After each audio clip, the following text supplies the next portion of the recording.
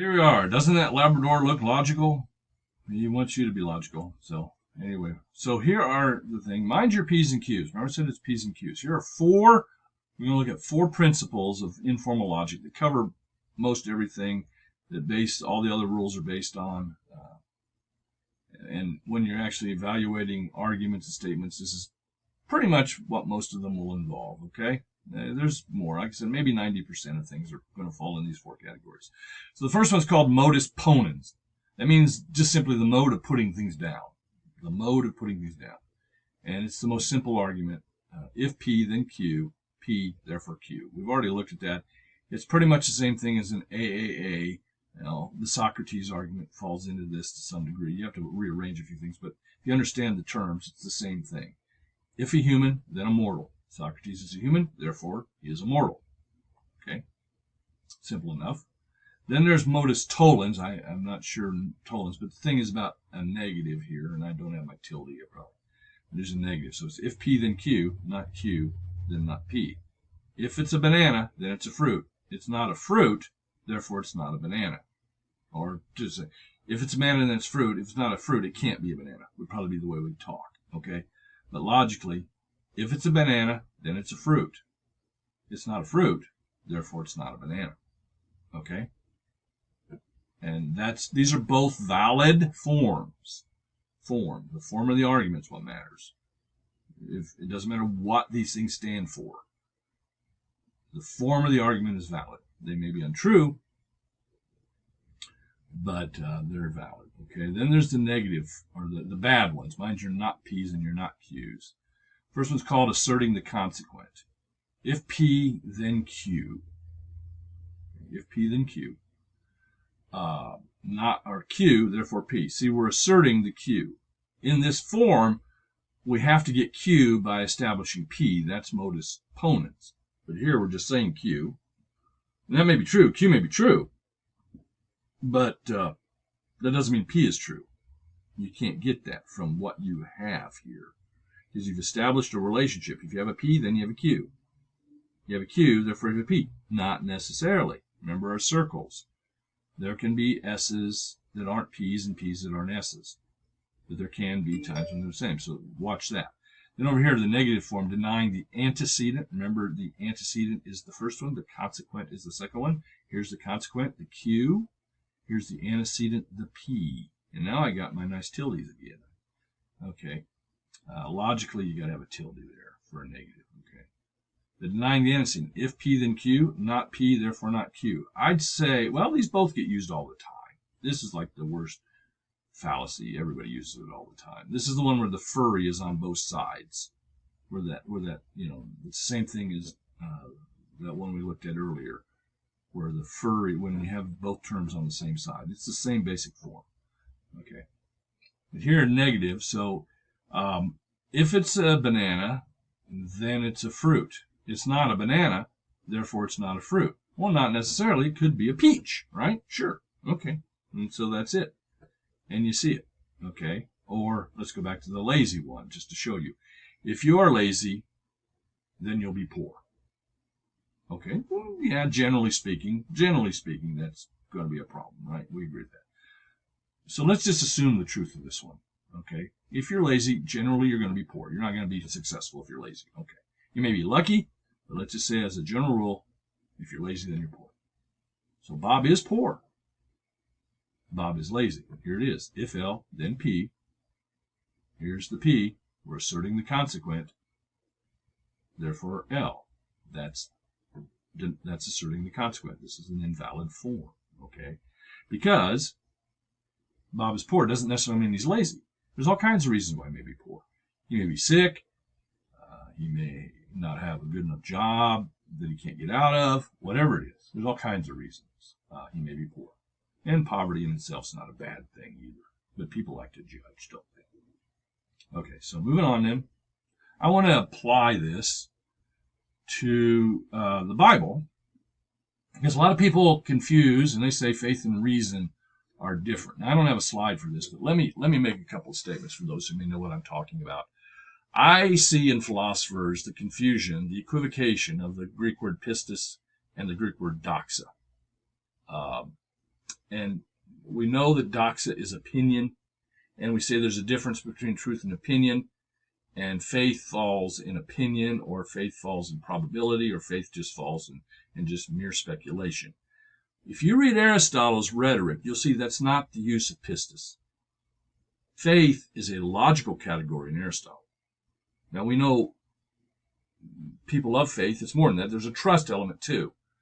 But because there's a trust element, doesn't mean you're trusting things that aren't true because they come from a source and they may be irrational. It means that trust goes with logic. And here's an example of that. Okay? So don't confuse pistis and doxa. They're not the same thing. And I'm not going to name names, but there's a very famous set of philosophy books out right now that does it all the time. And so just going to say that. Okay? But a classic example is when Abraham offered up his son Isaac. Okay? And this is just an example in the Bible that shows this relationship of pistis and logic. Okay, so here, it's in Hebrews 11:17 about Abraham. You know, God promised Abraham grandchildren through Isaac, and then he commands Isaac to be sacrificed. How's that work? Okay, so that seems like Isaac and not Isaac. They both can't be true. Okay, Isaac and not Isaac. You have to have Isaac to have grandchildren, but there's no Isaac. And this is what the text of Hebrews is emphasizing. You may say, well, wait a second. It looks like a fallacy. It's denying the antecedent. If Isaac, then grandchildren. Okay, if I, then not G. That's denying the antecedent. But no, really, it's a modus tollens, because it's if there's going to be grandchildren, then they're going to come through Isaac, because that's the promise. Okay, so it's really not I, therefore not G. Or you could look at it as a biconditional of if and only if, you know, because it's a promise. We're talking about Isaac and grandchildren, and there has to be a connection both ways. Okay, but I think you can just see it as a modus tollens. All right. So what's going on here in this passage is logic. In fact, the text itself says so. But here's what's going on in Abraham's mind. How can this be true? I can't have grandchildren if there's no Isaac. Okay. So the text itself says that that Abraham, and you get different translations. The ESV says considered. The KJV says accounting that. NIV reasoned. And my favorite is New King James says concluded. Now I'm doing all this to make sure you don't think I'm getting this from the MTV, which is my theology version or my own interpretation. The way I want it to be, putting my ideas into the Bible, is the MTV. Okay, I'm not doing that. Okay, they translate it differently, but the word in Greek is logizomai, and you can see logi in there. All right, logic. It means I reason, conclude, or if you're Jethro Bodine, you reckon. I reckon. Okay, but reckon used to be a good word. It just kind of got used by that show to make it sound dumb. But reckon means to figure up a thing. Okay, and it's rooted to our word logismos, which we looked at earlier, which is part of syllogism. Okay, it's the act of forming a logical argument, logizomai, to think through something. And I just want to remind you of this statement from Sherlock Holmes. If you eliminate the impossible, whatever remains, no matter how improbable, must be the truth. I think Abraham did something a little like this here, okay? Because he's got to face this. How can there be this? For me to have a promise, there has to be this, but I also have this. How can those both be true? All right? Well, let me give you this. We know Scripture says one thing's impossible. So we're going to eliminate the impossible. It's impossible for God to lie. So God made a promise. He can't lie. There are going to be grandchildren. Well, we go, okay, I can accept that on faith in the traditional sense, on the authority of God, and we should, but we can also understand it. Let me show you why. And this is what Abraham did. Here's the thing. If there's no Isaac, then there's no grandchildren. There's no promise. God's a liar. But it's impossible for God to lie. So eliminate the impossible, and whatever remains, no matter how improbable, is the truth. And we have this promise as well. What is impossible with man is possible with God. So impossible is not the same for humans and for God. So there are things that may look impossible to humans that are possible with God, but we're going, no, at least that's improbable.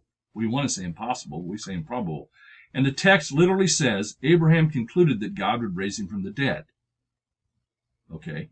It's impossible for God to lie, but it's not impossible for God to raise him from the dead. It seems improbable, but that's the only conclusion.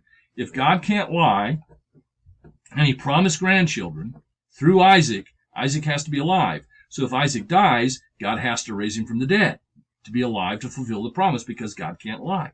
That's what Abraham concluded or considered or deduced, that God was able even to raise him from the dead. So we see logic and faith working together. Yes, Abraham trusted God, and he used his logic. He based his premises and understood his premises on trust, but he used logic within that trust to come to the conclusion that God would not lie, and he would keep his promise by raising Isaac from the dead. That's a lot to talk about. I've given you some things here to think about. I hope this is helpful. This is really just nuts and bolts about logic, but there's so much more. There's so much more. But these are the nuts and bolts that you need to understand to begin to understand logic. And really, you need a logic class. And logic class does two things. It teaches you more principles, but it really just helps you practice a lot of things so that you become more logical by practice. Just like anything, it takes practice. It's like shooting hoops, just like shooting free throws. You got to practice. You got to practice. But these are the principles. All right? Hope this helps.